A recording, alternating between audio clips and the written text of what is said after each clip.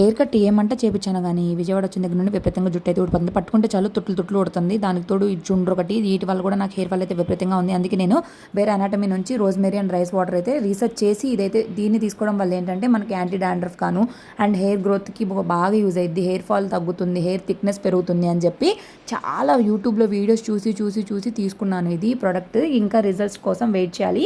ఇది daily use చేయాలి. Daily use చేస్తుంటే మనకి రిజల్ట్స్ అయితే బాగుంటాయి. అండ్ ఇది నాన్ స్టిక్కీ అండ్ గ్రీజీ. మనం జస్ట్ అలా అప్లై చేసేసుకొని స్ప్రే చేసి ఒక 2 minutes మసాజ్ చేస్తే చూసారు కదా నా హెయిర్ అయితే ఎంత బాగా షైనింగ్ అవుతుందో. ఇంకా మా వారికి కూడా హెయిర్ ఫాల్ అయితే ఉంది. ఆయనకైతే అసలు ఐడియా కూడా లేదు. నేనైతే సడన్గా వెళ్ళి స్ప్రే చేసేస్తున్నాను. జోక్స్ అరే పార్ట్. ఇంకా మేమైతే ఫుల్ నవ్వుకున్నాం. ఇంకా మంచిగా ఇట్లా మసాజ్ చేసుకున్నారు.